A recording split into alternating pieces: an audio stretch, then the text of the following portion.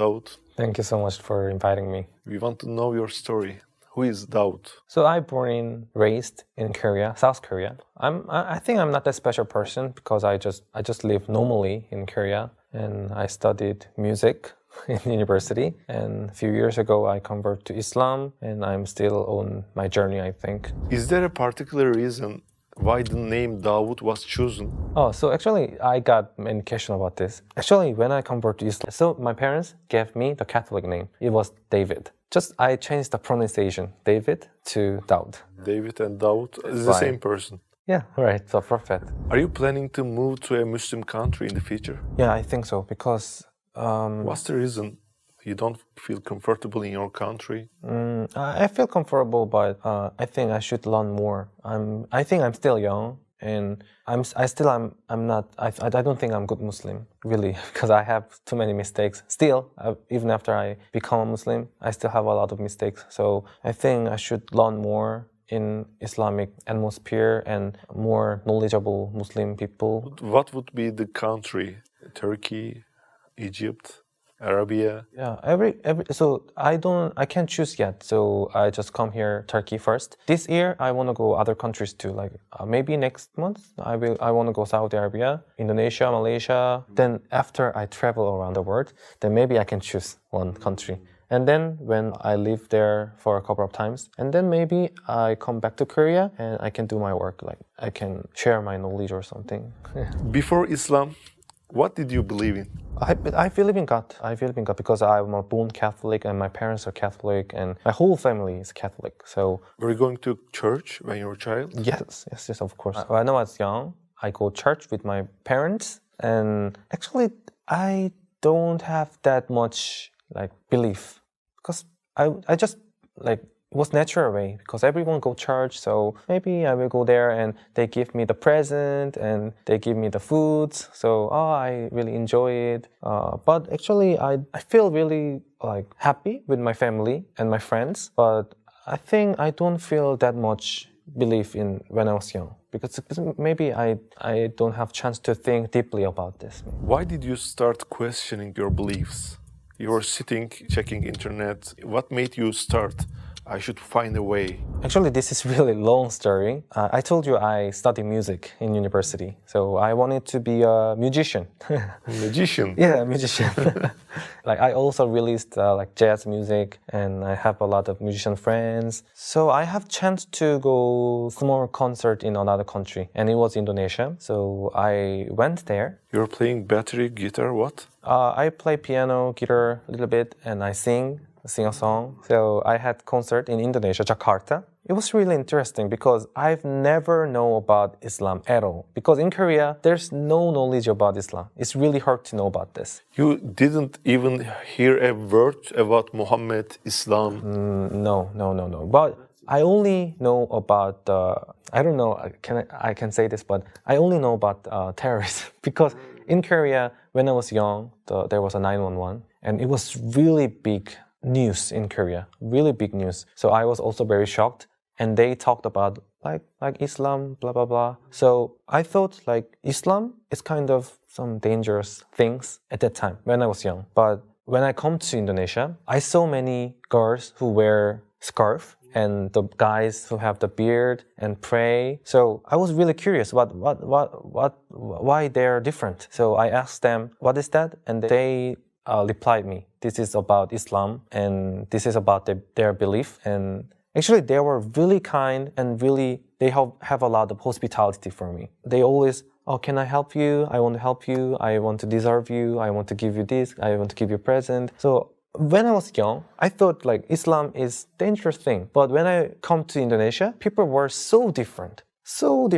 They were so kind and so calm and always smile and always help other people. So I think this is different that I know. It's totally different. So I get interested in this religion at first. And I felt really good things in there. And I come back to Korea. Actually, my situation was not good. Like financially was not good. And my family stuff, not good. So I have to find a job. And my musician work don't make a lot of, it was not that stable. So I should work for my family, but it was very stressful. very stressful. So because I really want like creative job, I want to make something. Like it's not. It can be a music, it can be a video. I don't know, but I want to make something. But when I was working in the company, it was not very happy. So I started YouTube. But my YouTube channel started with music. I upload my cover music videos and like that kind of stuff. After that, suddenly I think like, how do I talk about the feelings in Indonesia? Like suddenly, I don't know why I thought like something like that. So I just tell what I think about Muslim people, because many Koreans think Islam is not, it's a little bit dangerous. But I felt so many good things about Islam. So I talked about that. I shared my feelings in YouTube. And like suddenly many people get interested about this. So many people. So many people advised me about Islam. Like, oh, if you want to learn Islam, then maybe you can ask to him and ask to Imam. You can find mosque in Korea, and maybe you can practice how to pray, or you can join how to fast in Ramadan. So I just slowly practice. Like I don't know why, but I was like just coming to very naturally. I just I visit to mosque, pray in the mosque, and I fast in Ramadan. And through the process, I get my belief have a little bit developed, because when I pray with other Muslims, like it feels really amazing. Like I felt like someone is helping me, like someone is watching me, and someone is like want to give me the hope, because I was really depressed. Were you Muslim at that time? You were practicing? No, I was not Muslim. I was Catholic, but I don't have that much belief. You're just trying to practice, but you don't have the belief in Islam. I don't have belief, but I just start practice. A kind of meditation or something. Yeah, like that's just at that time I was like, oh, maybe I can join. Like, why not? Like, I want to learn other culture or other religion. And I told you I have a little bit depression at that time, really hard depression. And like actually, Korean society is very competitive. And do you see the Squid Game? Yeah, I know. It's like totally same, like Korean society. It's totally the same. There's only one winner, and if you don't win, everyone is loser. And you think you're fail, you're a loser. So I also thought like, oh, why my life is like that? Why I'm not successful? But when I practiced Islam at that time, I felt like really different. I felt like I find something I was lost, because I always thought about that where I'm from. Like the school teach me every knowledge about the science, maths, but they don't teach me why I'm from and who am I and where I'm going. And after I die, where I go. They don't suggest me the way I have to go. In Islam, I think they give me the answer that where I have to go and why do I live. I think this is really important, because I was really depressed because I have no purpose of my life. No purpose. Like, why do I live? Where I'm going? Like, what do I have to do? I really have no answer. But when I practice Islam and when I'm with Muslim friends, Muslim people, and when I pray, like Islam guide me. Islam answered me about the question, like your purpose of life is to obey Allah, because the God created us, everything. In Ramadan, I realized that about the gratitude, about the food, about the water, and about my life, about my friends, about my family, about the earth, everything. So after I realized that, I felt like gratitude to our Creator. So at the first time I fast in Ramadan, it was like 3 years ago. You were not Muslim then? I was not Muslim, but I have belief. I do believe in God, because I'm in this world, and only God teach me and guide me where I have to go, and only God teach me like the purpose of the life and how to make happy your life. So how did you give the Shahada? It was like 2 years ago, I think. Actually, I have the belief. After the Ramadan, I do have belief. I do believe in God, but I didn't think about the Shahada, because I thought even if I have belief, I can't be Muslim, because I live in Korea, I'm Korean, the lifestyle is so different. I think it's not easy. You were the only Muslim in your culture? Not only Muslim, but there are a few, but not many. But at that time, like some Korean Muslim messaged me. His name is Karam Kim Won-soo. He studied in Medina right now. He graduated in university in Medina. study about the Quran, Dawah, and everything. He's a really knowledgeable Muslim guy. So he messaged me, I want to help you. So I met him. I asked him about this question. Like I have belief, but I'm not sure. I'm not sure I can be Muslim or not. And he answered me. He understand about that. Like nobody is perfect. Nobody's perfect. And even if you be a Muslim, it's not easy to have a perfect Muslim life. But if you don't be a Muslim, then you can't be any benefits from this, anything. But even if you do Shahada, and if you be a Muslim, and after that, you can change yourself slow, step by step. And then God will reward you more and more. Because Allah subhanahu wa ta'ala, our God is merciful and forgiveness, and He's the greatest. So He will help you. So if you be a Muslim at first, because like you don't know, like I can die right now. Like there's a heart attack or I will traffic accident. I don't know. I can die right today, or nobody knows our future. Yeah. So I thought like that way. So I think I should be a Muslim then. So I went to the. You didn't tell your parents anything. At first, I didn't tell. Okay. So you went to masjid? Yeah. So I went to masjid in Itaewon. And I do Shahada in there. How was the feeling? How was the atmosphere? The guys around you? Can you describe that moment for us? It was totally amazing. It was like when I find the masjid, and there was an imam in Korea. He's the most knowledgeable imam in Korea. And when I found him, there was other imams too. There was a meeting at that day. Very a lot of coincidence, but so I do Shahada in there, and everyone in that place, congratulations and welcome to me and welcome to Islam. And I felt like you know that like when I do Shahada, every past sins are gone, and you become a new person, new like a born baby. So I felt like, oh, this is really amazing and like happiness. I can't describe my feelings at the time. It was really amazing. What was your family's reaction when they found out that you converted to Islam? Actually, I filmed it. There's a video. Okay. So when because I do YouTube, so I can't hide it because my family also watch my YouTube. So when I talked to my mom, she was so shocked. She was so shocked, and she said like, how can you do that? And she even talked to me like, are you going to be a terrorist? Oh. Because I understand, because in Korea, because of the image, like always the Western media show the negative things about Islam. It's because of media. So she was really worried a lot, but I tried my best to explain well about this. Islam is not dangerous, and this is my belief, and I still love my family, and nothing changed. It's just about my belief. She was really worried about that, but she also watched my YouTube video. So she watched many good Muslims, kind Muslims who helped me and who explain about Islam. So she also started to understand about this. Like she have a lot of knowledge about Islam right now because she watched my video. She doesn't accept Islam, not yet, inshallah. Inshallah, brothers can pray for this. Yeah. But she understand and respect and support me. So now. What about other members of your family? They are also surprised at first time, and one of my aunt still messaged me like, "Can you change your religion again?" But they're surprised, but they support me. They are no problem. Has anyone from your family or close circle accepted Islam because of you? There is, and also my subscribers sometimes message me like, "I saw your video and I want to learn about Islam. I want to be a Muslim. How can I do that?" So I message them like, "Oh, I will give you the information, the website and the imam's number and where is the mosque in Korea." So some of my subscribers, Korean subscribers, become a Muslim through my video. So alhamdulillah, I'm so glad. I'm really happy about that.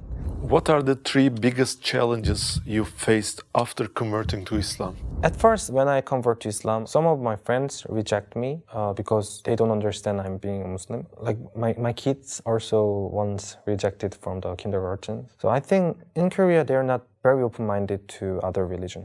I think I'm not a good Muslim, but sometimes people judge about me a lot. Like, you are Muslim, then why you do that? Why you do that? Why you do that? This is haram, this is haram. But I know, and I know I'm not perfect. I do mistakes. So I think I should try more to repent and try to more close to Allah and try to learn more. I think it's a long journey because I just come into Islam and I have to be more close to God. So I think if I have that attitude, mind, then Allah will help me. I always believe that Allah's help, inshallah. You have a big advantage, brother, because, for example, I get into adolescence, for example, 15 years when I was 15. So I may have so many sins until this age, but your exams started 3 years ago. So you have a lot of advantage compared to the guy who says, this is haram, how can you do that? Alhamdulillah. We are aware of the great work you have done to defend Islam in Korea. Aren't you afraid of going to jail? It should be. I'm from South Korea, so it's okay. It's not North Korea. We have freedom of religion, and we can talk anything we want. We can tell anything. I also defend a lot of things to defend Islam because, like a few months ago in Daegu, the city of Korea, there is a construction of mosque in there, but the residents offended, so it was stopped. So like a few months ago, I went there. I helped them protest and work with them to help their construction of the mosque. Yeah, it can be a problem for me. I don't care. I don't care that much. Like, there's a freedom in Korea, freedom religion in Korea. So I can say what I want. So if there is a disadvantage about this, yeah, I accept it. After becoming Muslim, did you ever eat pork by mistake? I think so, because in Korea, everything is pork-based, really pork-based. For example, when I go to a restaurant, I always ask them, is there a pork? Usually they say, oh, there's a pork, or sometimes they say, there's no pork. So when they say there's no pork, I eat, but I feel a little bit different. So I ask them, like, isn't this like pork-based? Like the soup is pork-based? They say, yes. And I said, you said there's no pork. And they said, there's no pork, it's just a soup. So like they don't have that knowledge about like halal foods exactly. So it's not easy in Korea. Imagine that you are sitting in a park. A young Korean man comes to you and says that he knows you and asks you to tell him about your religion. You have just 1 minute. What would you say to him? I think I have to explain about the purpose of life. Korean society is too competitive, and many people don't have the purpose of life, so they get depression easily. I have to explain them. Your purpose of life is obeying God, to serve God, and you can find the forever happiness in there. So you found the peace in Islam. Yeah, you can find the peace and happiness. What impressed you the most about our Prophet ﷺ? His characteristics, his way of living, or a memory from our Prophet's life? What is the most impressive thing you think? Okay, for me, when he was trying to spread Islam to the world, there was no Muslim, right? He was the only Muslim who get the message and who want to spread the message of Islam. I feel a little bit similar because I'm in Korea and no one is Muslim. I'm the only Muslim, and I felt that feelings, like how to start with that, like how to deal with that. But our Prophet Muhammad ﷺ didn't give up. I think it's impossible thing, but he did. He spread Islam to the world, and now he started with in the Mecca, Medina. But now, see, like far from place, like in Indonesia, Malaysia, in the west of Africa, everyone believes in Islam, and even in South Korea, I believe in Islam. I think this is the amazing thing, and the Islam is the most fastest growing up religion in the world. So I'm really impressed that his personality and his action, his everything. But I really impressed that he did spread Islam when nobody believes Islam. What do you think is the biggest lie and the biggest truth in this world? I think the biggest lie is you can't do it. You can't do it. You can't. I think this is lie. Because in Korea, I told you, Korea is very comparative society. So if you're not successful or something, many people say to you, you can't do it. But it's not like, I can do everything. I can do everything what I want. And it depends on belief. If I do believe in God, and if I do believe the help of God, and if I believe the plan of God, I can do it. I can try because I have strong motivation. Even if you can't reach the goals, maybe. But if you do it with the strong motivation, with your belief, then you can do something, even if you can't reach the goal. So I think that's it. That's what I think. And the biggest truth is also You can do it. yes, same. That's what I want to say. You can do it. Like I believe in the mercy of God, the help of God, the plan of God. So I can do it. What is your biggest dream in this life? I want to be a good person, good Muslim before I die. I think it's not easy thing. Purpose of life is obey our God. Our journey is to go to the Jannah. I want to learn more, practice more, and I want to do something for Koreans too. Korean culture is a lot of anger and depression, and I think one of the biggest reason is they don't have belief. They don't have belief because there's no hope. When they are filled of depression, no one help you.